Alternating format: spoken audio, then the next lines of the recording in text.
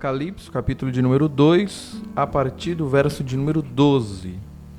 E ao anjo da igreja que está em Pérgamo, escreve: Isto diz aquele que tem a espada de 2 fios.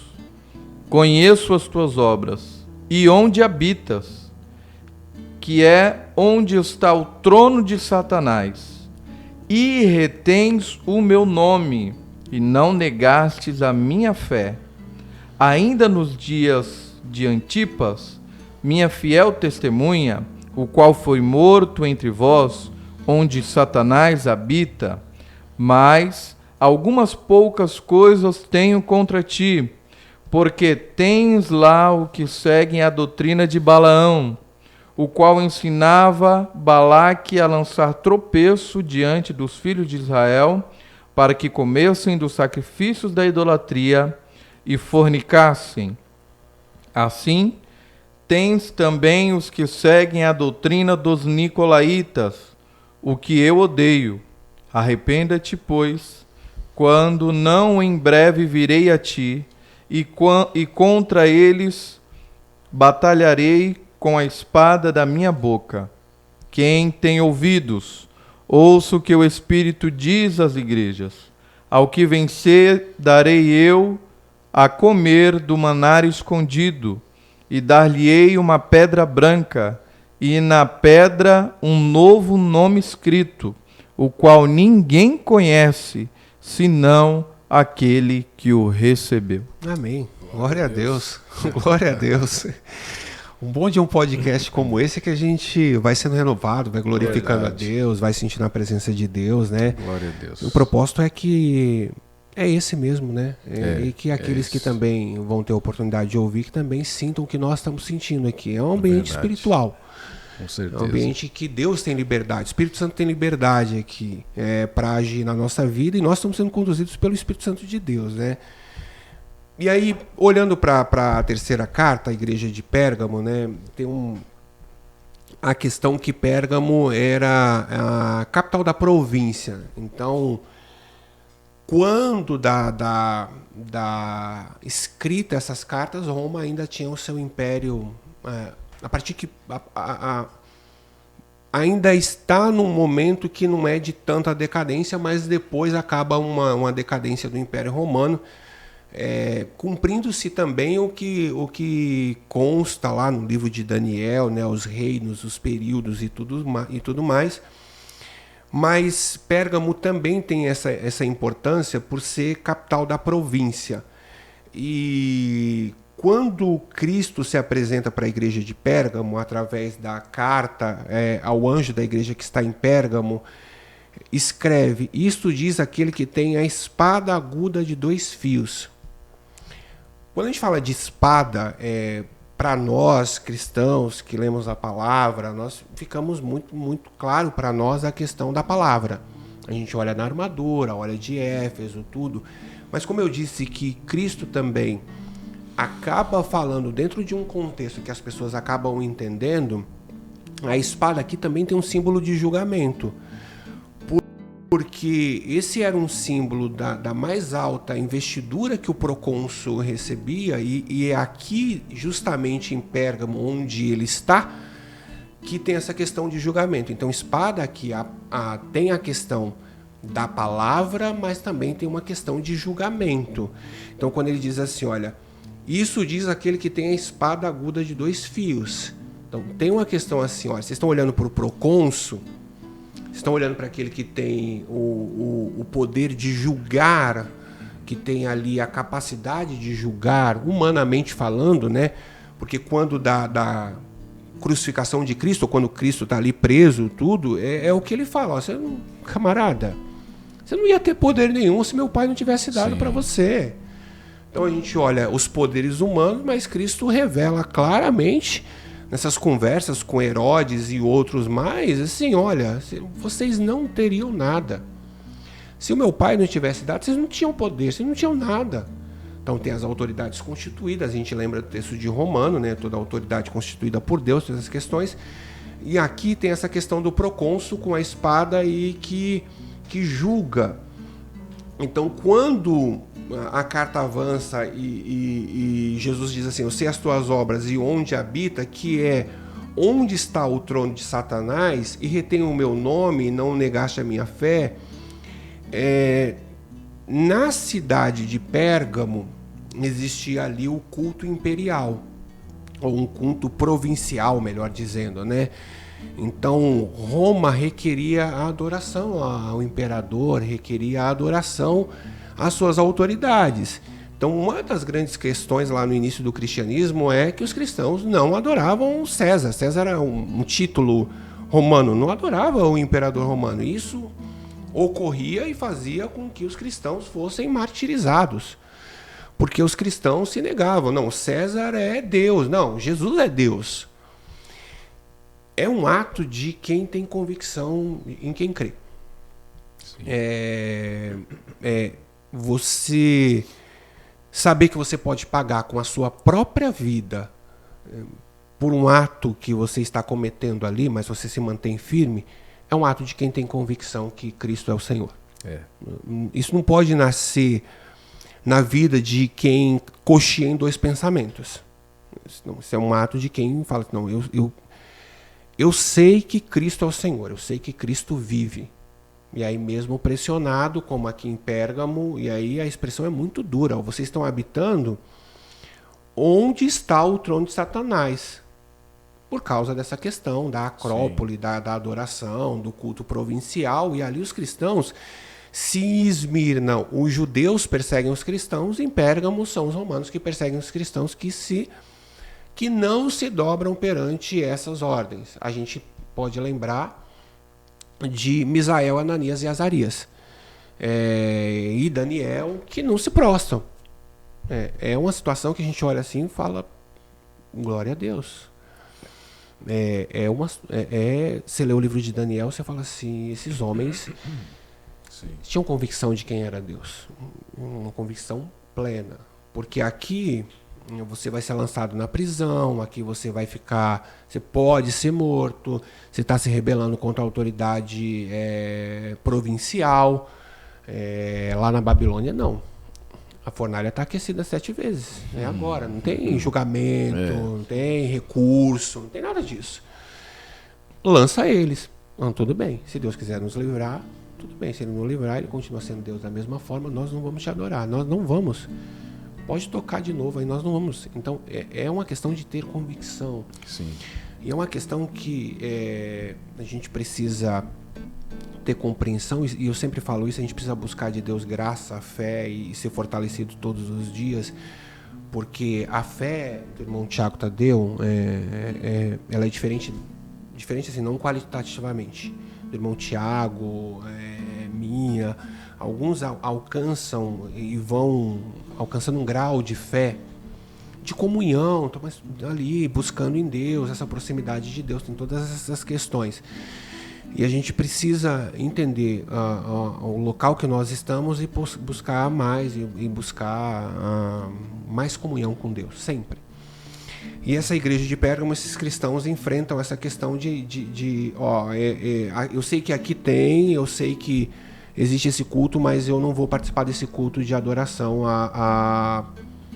ao procônsul. E tem essa questão que o texto avança e fala assim: olha, e retens o meu nome, não negaste a minha fé, ainda nos dias de Antipas, minha fiel testemunha, o qual foi morto entre vós, onde Satanás habita. É uma clara referência à questão romana.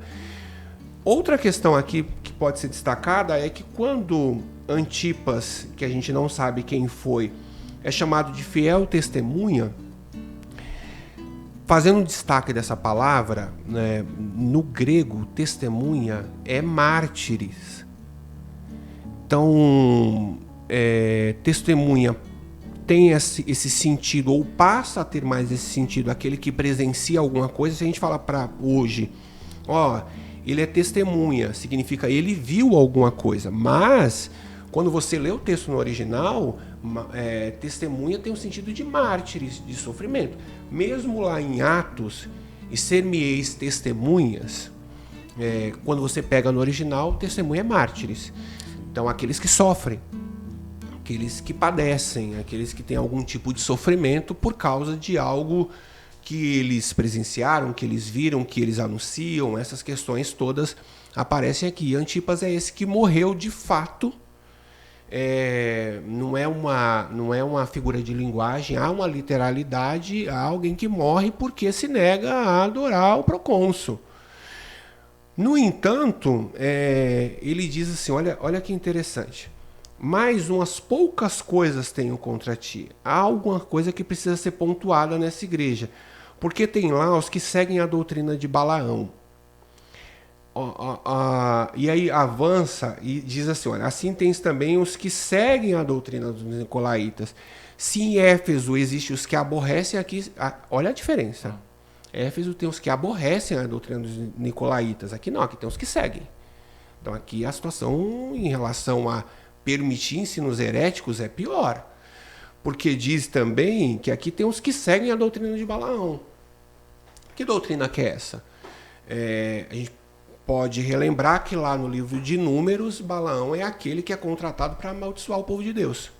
Então, contrata alguém e Balaão vai lá, pedido de Balaque, ele não consegue lançar maldição, mas Balaão ele dá uma instrução extremamente maligna, diabólica e que se torna essa doutrina. Qual que é? Olha, encantamento não vai funcionar contra esse povo. Não tem jeito, Balaque. Faz o seguinte, manda as mulheres e faz com que eles se prostituam com as mulheres moabitas. Deu certo? Deu certo. Essa é a doutrina de Balaão, é a doutrina da prostituição, é a doutrina da lascívia, é a doutrina que faz com que esses pecados de ordem sexual desvirtuem ou tirem a virtude daqueles que procuram andar no caminho. E lá tinha alguns que seguiam a doutrina de Balaão, e diz o qual ensinava Balaque a lançar tropeço diante do filho de Israel para que comessem do sacrifício da idolatria e se prostituíssem. Então, acredita que dentro desses cultos paralelos, esses cultos provinciais, existiam, isso era muito comum, igreja de Corinto, outras mais, as sacerdotisas que se ofereciam dentro dessa questão de ordem sexual para o oferecimento aos deuses. Então tinham esse tipo de culto com toda questão de idolatria, de prostituição. E na igreja de Pérgamo existiam esses que seguiam a doutrina de Balaão. Dentro do contexto que nós vivemos hoje, não é difícil enxergar a doutrina de Balaão em vários lugares.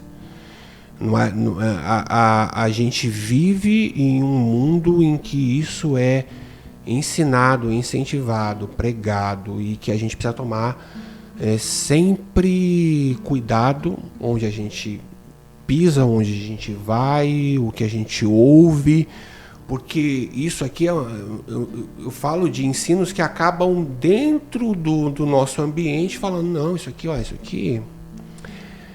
não é pecado. Isso aqui, Deus nunca condenou isso aqui. Então, eu posso citar aqui absurdos que ocorrem, mas é tão absurdo que parece que não ocorre. Mas existem questões de legalização de poligamia, por exemplo. Eu estou falando dentro daqueles que dizem assim, não, eu sou cristão. Eu frequento minha igreja. Em casa, isso é dentro de casa. Dentro de casa. Eu frequento a igreja, só que aqui é permitido a poligamia. Aqui, então, o camarada pode ter 2, 3 mulheres, eles vão buscar, olha, tem Lameque, tem aqui, tem Jacó, tem um negócio assim. E eles tentam fundamentar sempre na palavra, porque esses ensinos heréticos, eles procuram fundamentar na palavra, fazendo ali uma mistura de textos e fora de contextos e tudo para incentivar essas coisas. E na igreja de Pérgamo tem esses que seguem a doutrina de Balaão, a doutrina da prostituição. Então aqui não vai funcionar isso. Não vai funcionar isso. Então faz o seguinte, doutrina de Balaão, prostituição. Deixem eles seguirem a prostituição, porque lá atrás isso foi uma tragédia para aquele povo, que não houve um encantamento que pudesse surtir efeito. Balaão não conseguiu, mas ele deu ali essa orientação que fez com que desviasse os homens, os filhos de Deus, o povo de Israel. E aí, assim como tem essa questão da idolatria e da prostituição, são duas coisas que precisam ser observadas, porque nós ainda temos a questão de, às vezes, entender idolatria apenas como uma adoração a uma determinada imagem. Idolatria é muito mais do que isso. Sim. O que ocupa o nosso coração? O que ocupa o lugar que é o lugar da habitação e da adoração de Deus. Então a idolatria não é apenas eu ter uma imagem, é eu construir um ídolo e esse ídolo está enraizado no meu coração. Pode ter imagem nenhuma. Sim. No teu coração, ou no meu coração, ou no coração daqueles que são idólatras, existe uma idolatria. Você trouxe uma questão bem sensível, o irmão Márcio, a gente pode voltar, até nessa questão de que a gente vai fazendo, as pessoas vão dando tapinha nas nossas costas, vão falando assim, e eu posso ser tomado por essa questão de uma jactância, de um sentimento de eu posso, a força do meu braço, e daqui a um tempo eu posso ser colocado enquanto cristão numa posição de idolatria. Eu lembro de uma vez que eu estava passando por um lugar de ônibus e estava lá uma igreja com a foto do seu líder na frente. E eu observei isso, eu nunca vou esquecer isso. A pessoa parou em frente à foto desse líder, dessa determinada denominação, e ela passava a mão na imagem, na foto, tinha tipo de um banner, na foto do líder, e depois ela passava na cabeça dela. Passava e passava. Isso é uma questão de idolatria, é uma questão assim. Quem é o homem que pode operar alguma coisa? Quem não é? Mas quando eu trago para mim essa questão que eu faço, as pessoas podem me olhar e eu passo a ser um ídolo na vida daquelas pessoas. A gente volta à citação de Paulo. Sim. Né? Os deuses desceram aqui, Mercúrio, Júpiter. Não façam isso, de jeito nenhum. Então a questão que você trouxe ela é muito séria. Uma coisa pode caminhar ou pode levar a outra, porque o povo é crédulo, porque o povo o homem por si só busca crer, tem as crenças. Nós estamos falando da crença na palavra, mas tem as crenças. O interessante, pastor Cleiton, é que Paulo, percebendo isso, ele já repreende. Exatamente. Né? E se vê muito por aí, né? Que as pessoas percebem esse comportamento de alguns cristãos. Sim. Ali, né? E eles acabam alimentando isso. Exatamente. E isso também se torna um pecado para esse, né? Com certeza, você tem de um lado essa vanglória, essa soberba, essa questão, essa tentativa. A gente não pode esquecer que tem alguém que morreu na Bíblia porque não quis dar glória a Deus. Que foi tomado de bicho. Não, é esse aí, ele é o rei, vamos lá, todo mundo, daqui a pouquinho morreu. É uma questão muito séria isso, né? Deus não divide sua glória, sim, não dá sua glória a outra. Então tem essas questões, elas são essa doutrina de Balaão. A idolatria é prostituição, a idolatria é prostituição, a idolatria é prostituição. Não funciona de um jeito, vamos fazer de outro jeito. Foi o que aconteceu com Daniel. O que tem na vida dele que a gente pode fazer esse homem deixar de agradar aos reis? Não tem nada, absolutamente nada. A não ser que seja algo contra o Deus dele. Então vamos fazer contra o Deus dele. De uma forma ou de outra, buscam alguma forma. Com Daniel, obviamente, que fizeram toda uma armadilha, mas aconteceu com Daniel o que José falou para os seus irmãos. José falou assim, vocês intentaram fazer o mal contra mim, mas Deus transformou o mal em bem. Uhum. Foi o que aconteceu com Daniel. Vocês intentaram fazer o mal para mim, mas Deus transformou o mal em bem, porque Deus faz isso. Glória a Deus. Então, essa questão ela é muito sensível e há uma exortação aqui à igreja por causa desse procônsul, por causa da posição que a cidade está. Aí, diz assim, arrepende-te, pois quando não, em breve virei a ti e contra eles batalharei com espada da minha boca. Mais uma vez a questão da espada, que é a questão do julgamento. É a questão de juízo. Eu batalharei com ele. Esse juízo eu vou contra esses que acabam disseminando esse tipo de doutrina. Mas, ao mesmo tempo, tem essa orientação. Mais uma vez, se arrependam. O arrependimento é o caminho. O arrependimento é o que nos leva para mais próximo de Deus. A gente precisa constantemente olhar para a nossa vida, falar, Senhor, tem misericórdia da minha vida, e buscar de fato o arrependimento genuíno e verdadeiro. Glória a Deus. Porque é este arrependimento genuíno e verdadeiro que faz com que o caído se levante, como na igreja de Éfeso, e que faz com que esse que aceita a doutrina de Balaão, ou que pratica a doutrina de Balaão e que aceita a idolatria, essas coisas, se volte para o Senhor e evite esse julgamento da espada, esse juízo, e volte a ter comunhão com Deus. A gente não falou, mas eu acho importante ressaltar que essas cartas, elas são destinadas às igrejas, não são para fora. É o que você falou, é dentro de casa, são para as igrejas, para dentro. A gente está falando de ajuntamento de pessoas, né? Igreja, eclésia, ajuntamento de pessoas chamadas para fora, e estou falando para irmãos, se arrependam, não aceitem o Balaão, não aceitem os nicolaítas. E ele diz assim, olha, ao que vencer, eu vou dar a ele comer do maná escondido, e dar-lhe-ei uma pedra branca, e na pedra um novo nome escrito, o qual ninguém conhece, senão aquele que o recebe. A questão de receber desse maná, falando e no início, a maioria dos cristãos, eles vêm do judaísmo. Foi necessário que um Paulo de Tarso se convertesse para poder pregar para os gentios, porque mesmo os apóstolos que caminharam com Jesus tiveram dificuldade em falar assim, não, Jesus é aqui, não é para o judaísmo, não é para nós. Jesus, a salvação, Deus amou o mundo de tal maneira, Deus amou o mundo, então é para todos. Então tem essa questão aqui da comunhão, tem essa questão do maná. Quando fala do maná, esses convertidos que viessem do judaísmo, eles entenderiam perfeitamente. Do maná, deserto, vida, comunhão. O que era o maná? Esse é alimento que Deus manda e que dá vida, e que sustenta. A própria palavra maná é assim, o que é isso? O que significa maná é isso. O que é isso? O que é o maná? Eles descem alguma coisa ali, Deus supre a necessidade, e eles falam, o que é isso? Maná.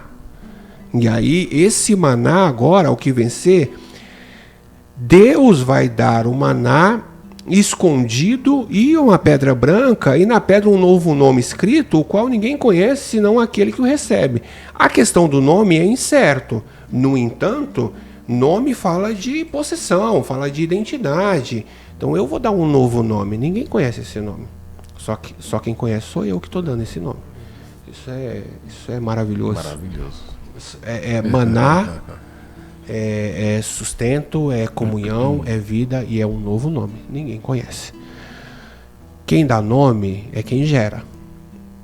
Até hoje em dia outra pessoa pode escolher tudo, mas quem dá nome é quem gera. É pai. Você fala assim, eu vou dar um novo nome para vocês, ninguém sabe. Mas os que vencerem vão receber um novo nome. Isso é glorioso. Isso é maravilhoso. Então, essa questão da pedra é incerto, mesmo nos livros que são buscados. No entanto, o que a gente precisa observar aqui é que é uma recompensa. É uma recompensa de maná escondido e de um novo nome que a gente vai receber de Deus. Nós vamos fazer uma pausa, chamar os nossos apoiadores, e já nós voltamos com o pastor Cleito. Deus abençoe você.